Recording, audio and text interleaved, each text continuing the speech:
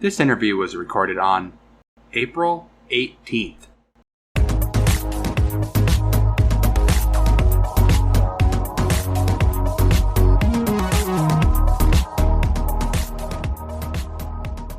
Welcome to the Polytopian Interviewer, where I interview people on their experiences and views on the Polytopia Discord community. I have Mcompany with me today. How are you? I'm doing fine. It's not every day I have an admin of Maine talking with me. Last couple decided to do text, which is fine. How did you first get into the Polytopia Discord? Well, initially I was playing a different game. This game was known as Gladiabots. It was sort of this programming type of game where you just make an AI, place it against another player's AI, and just go. At some point, I think 2017, the creator of that game did a thing on Google Play for indie games.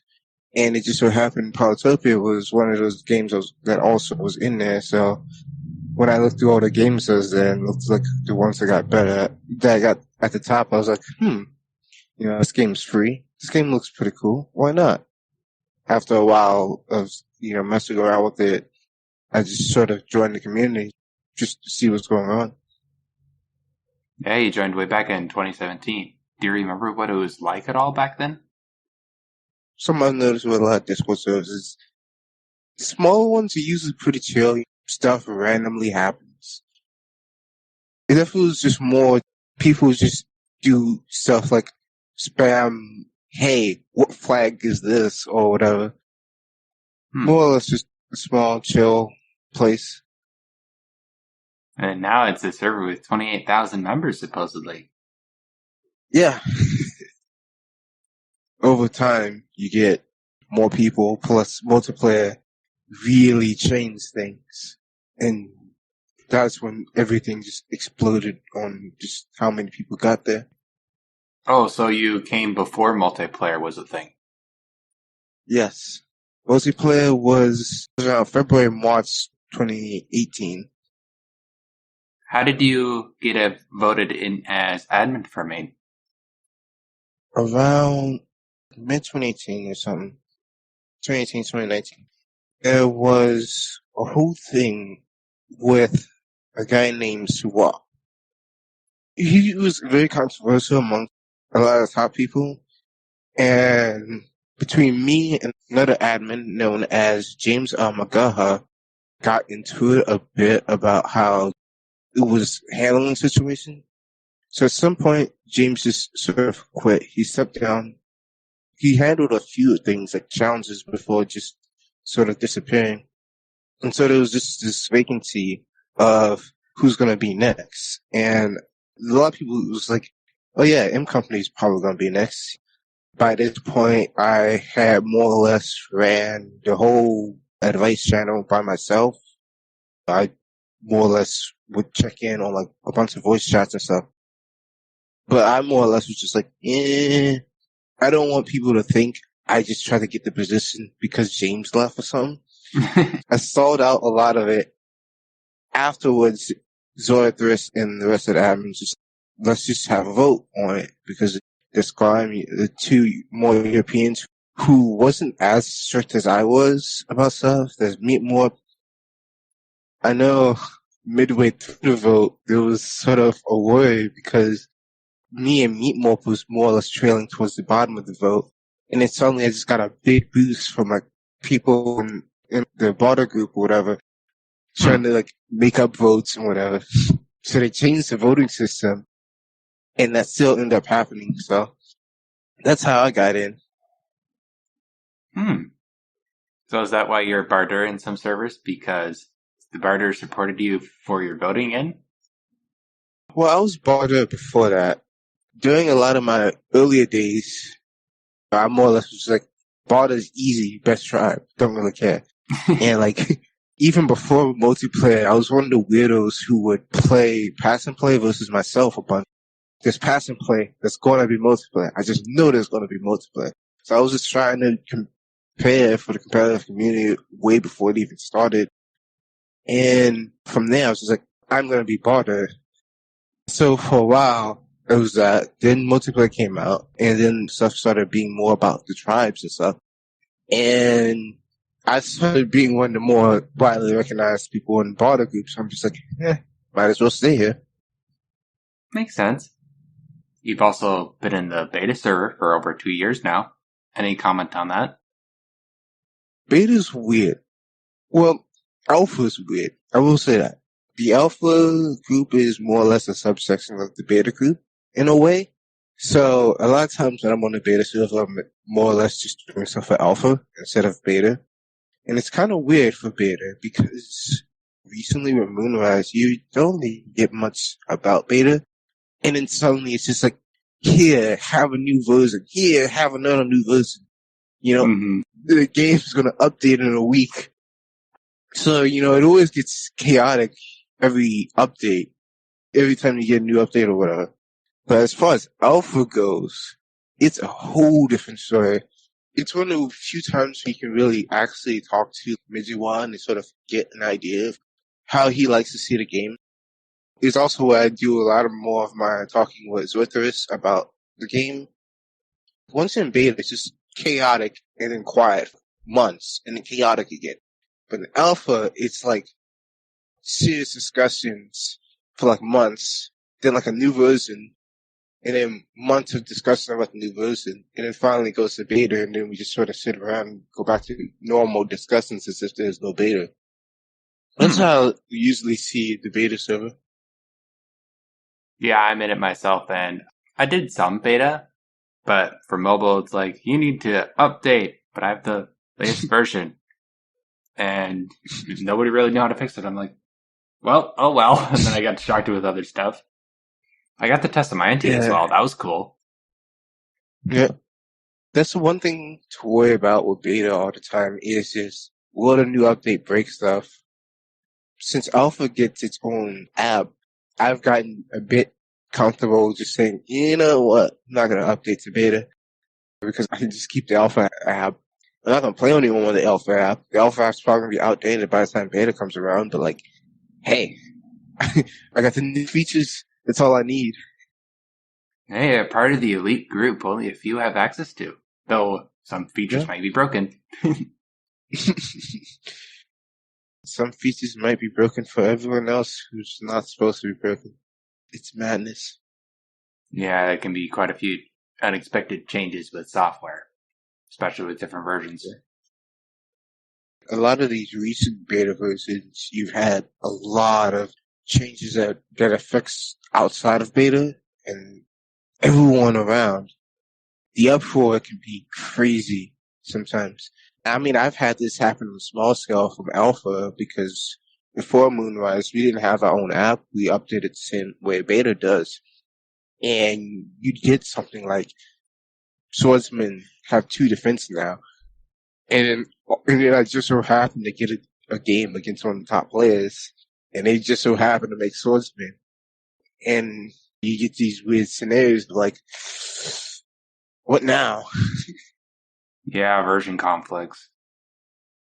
Yeah, especially with all the more recent changes Mijiwan is proposing that's in beta now. That caused a lot of uproar.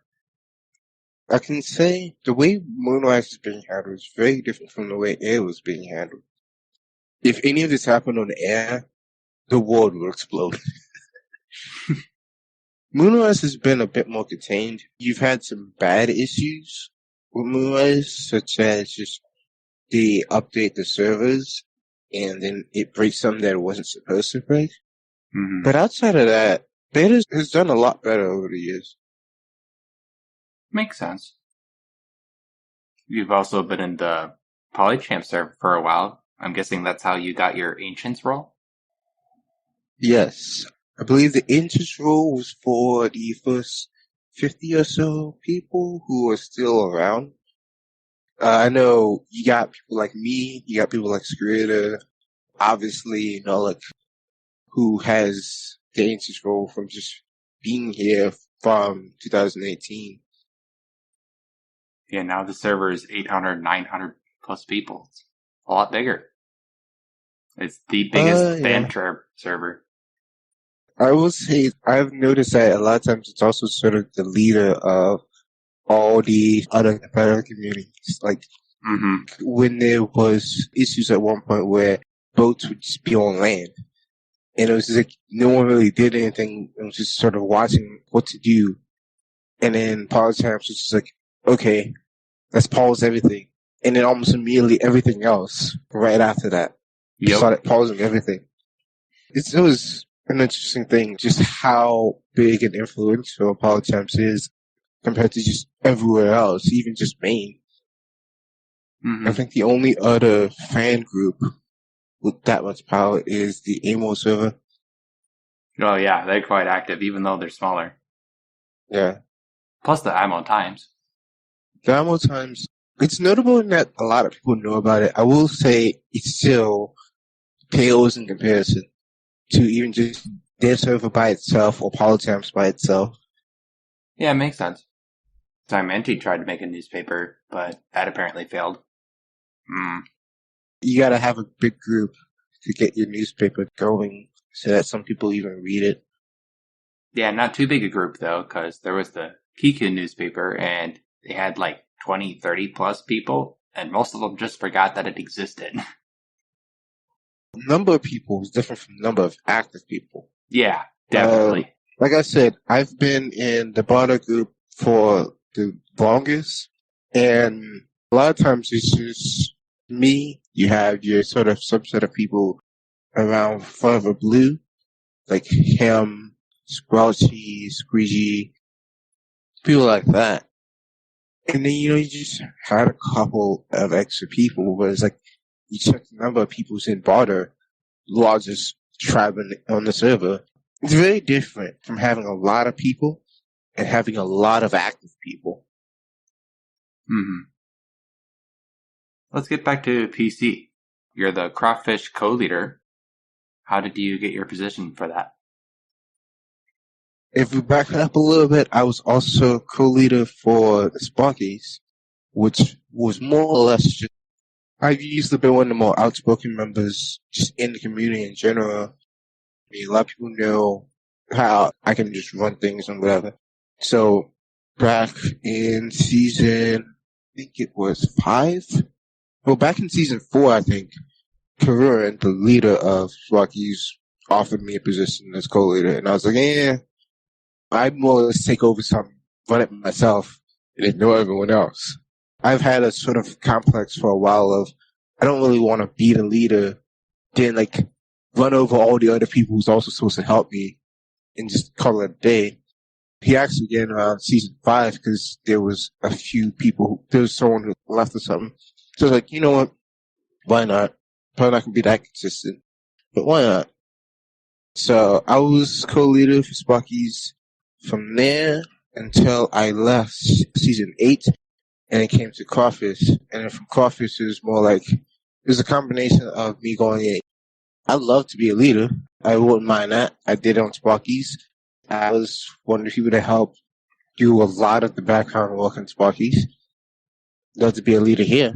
And eventually they just signed me on. So after season 9, that'll be your first season with Craw, while 4 seasons with Sparkies. That's interesting.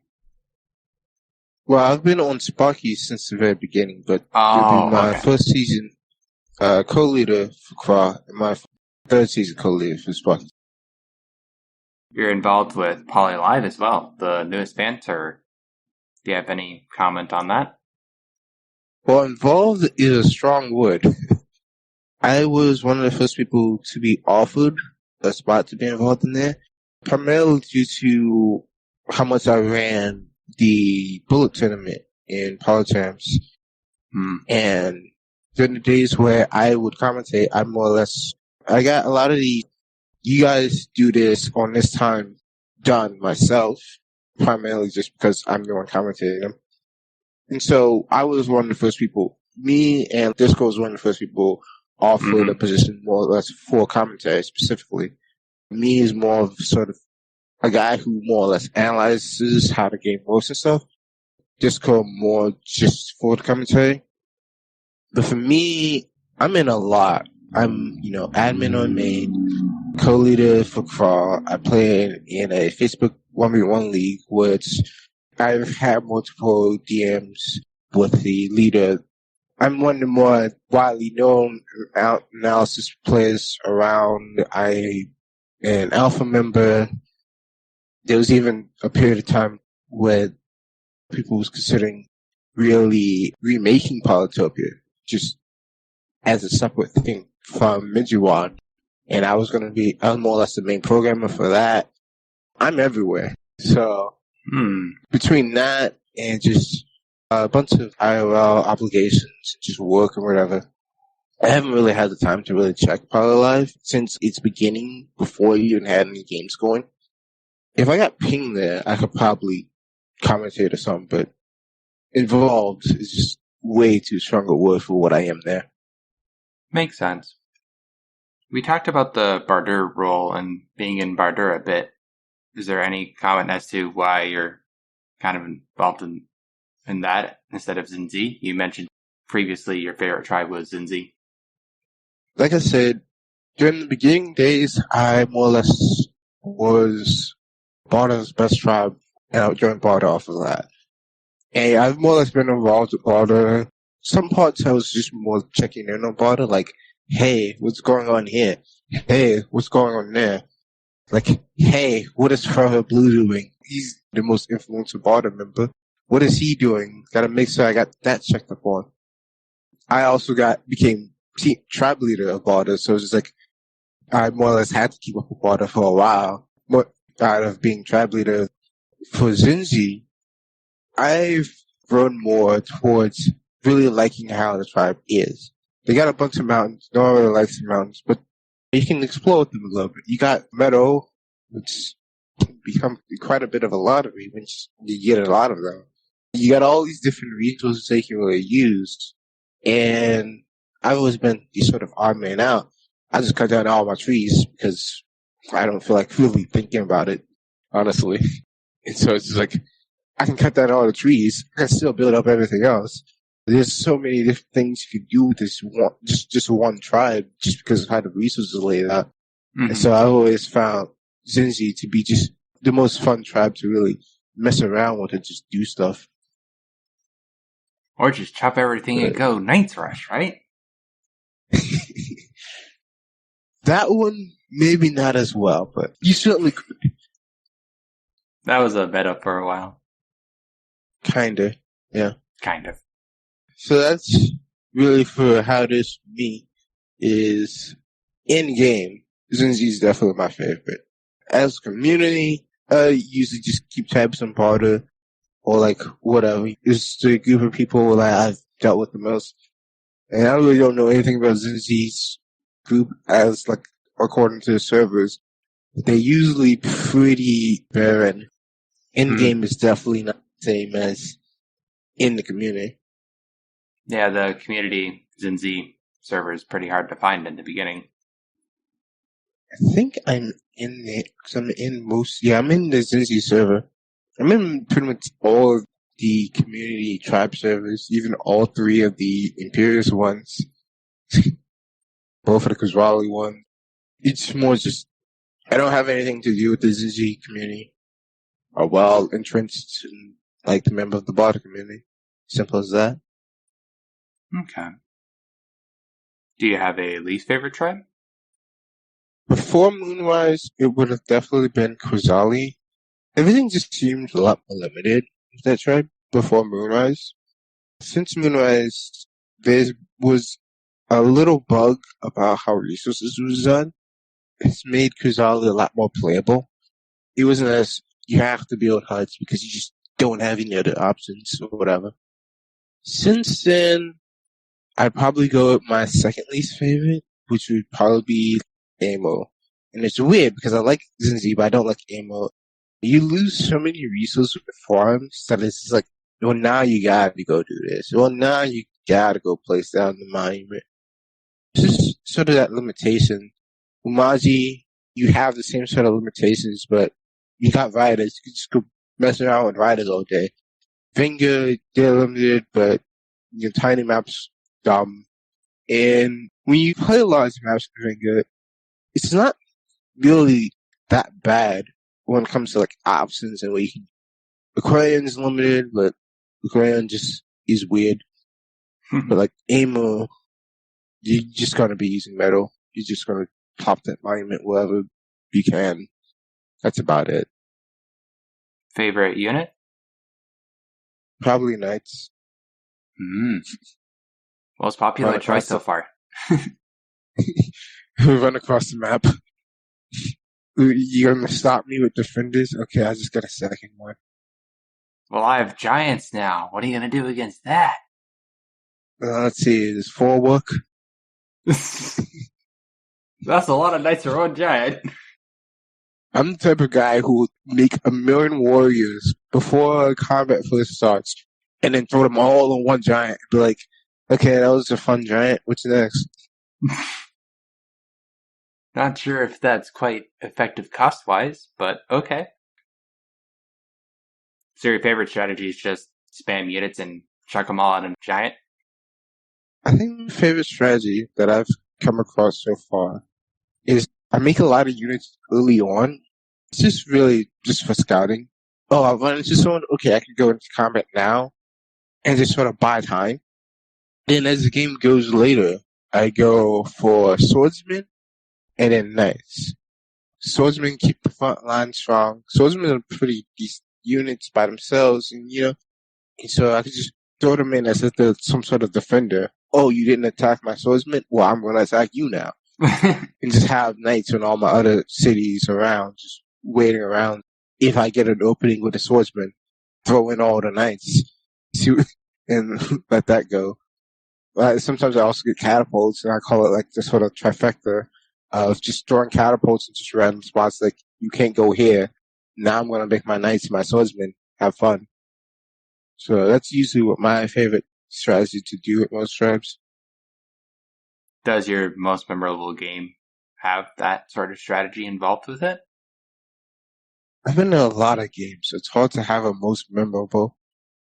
I'd say from Moonrise, the game that I would consider most memorable will probably be completely different. Some I probably wouldn't even bother with as much as caring about if it was for like the circumstances. But it's like Waterworld, Bardur versus Polaris. And I play both sides of that. Those games can get crazy. If both sides know what's going on and the terrain just doesn't screw up the battle so super hard, those games can get real nonsense. What I usually do for Polaris is knights and catapults. So the knights can kill off everything and can move really far. But they can't really hit any of the ships that try to like hide from the ice. So I get catapults in. And that's just destroy. Get a bunch of Gami, have them supported by catapults.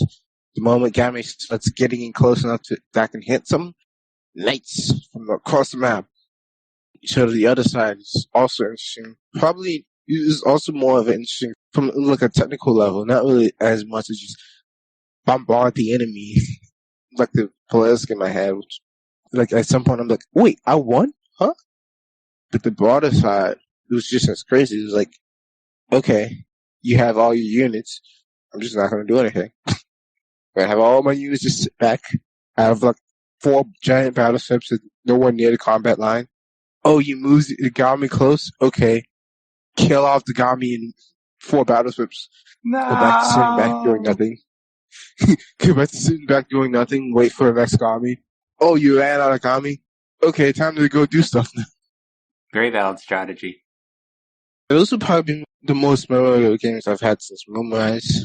After that, like I said, I've been in a lot of games. Just like 1v1, team games, this games, that games. It's hard to have it memorable after some point. Makes sense. I take it you're around 20 plus games at once then? Usually, I believe so. Consider Facebook games. The Facebook private community I'm in usually does about 18 games at a time. Mm-hmm. And then you have that tacked on top of Follow Champs games. That can get up to 25 games at a time, plus any like, random games. I don't even think that's the most extreme I've done. I believe I did 40 or 43-ish at one point. That was just too many for me. At one point, I legitimately started 30 games all around the same time. I was able to keep up with pretty much all of them because I play a lot of my moves very differently than some people might expect. I am perfectly willing to just forget the entire map for the game, then come back and be like, oh yeah, that happened. And then just plan out everything. Because I plan out half my turns like a million times in advance and I sort of have my own little clues that lead to myself like, oh yeah, so I'm going to do this and the rest of that. And this is probably going to happen. So probably get ready for that. And then I forget to grab the game, wait like a day or two or whatever till the game comes back and be like, oh yeah, time to go back to my play. Again. Mm-hmm. Like I said, I've done 30 games, all started around the same time, and just like blitzed through all those games as fast as I could. Well, for like a couple of days until I like, okay, this is getting tiring. I think that's probably close to some of the extremes I've done, but I wouldn't be surprised if I've had more games than that, all at the same time. Last question. What's your favorite part about Polytopia? It can be about the game, or about the Discord server, or anything like that. I play strategy games. Polytopia's a strategy game. I guess that's primarily the favorite part. It's just planning out the strategies, figuring out what to do in like these weirdos in these situations to make or whatever. Just coming up with new ideas of how I can handle a situation similar to this. That's all the questions I had. Thank you for having me here. You as well. I'll see you lurking around many servers. Yeah. I mean, you don't really see locals that much because the local doesn't speak. But you probably see me every now and then. If something goes down, you're probably going to see me pop up out of nowhere. Especially if it's involving the Bardur versus Hoodrick. That hasn't happened in a long time, to be completely honest. That sort of died out. I think that died out around the same time the main server tried to switch away from being involved in, the tribes and stuff. Because before then, there was at least a reason to. Like, Hoodrick is dead, basically, but they had some notable guys, like Easelx. There was a guy named Wilty Brown, whatever. Even if you go competitive side, you had those two compared to me and like a guy named Coach Corey or whatever. If you go the meme route, you had Forever Blue on the Bardur side, a bunch of random Hoodricks on the Hoodrick side, or whatever. But it's just like, well, Forever Blue sort of fell off with relevancy as far as like Bardur goes, and they more or less head back inside of Pooltopia. Hoodrick died altogether. Bardur versus Hoodrick doesn't matter. Somebody bothered to leave a comment about that on my YouTube channel about a month or two ago. That's all I know about it. It used to be a large thing. It sort of died off after changes in the community, after the community being around for so long. It sort of just stopped mattering. Okay. Thanks again for letting me interview you. Mm-hmm. Bye. As always, thanks for listening. If you enjoyed this, feel free to share it. For the text version, you can join my Discord in the description. I also have a YouTube channel where I play 1v1s and occasionally do tutorials. We'll be back next week. Bye!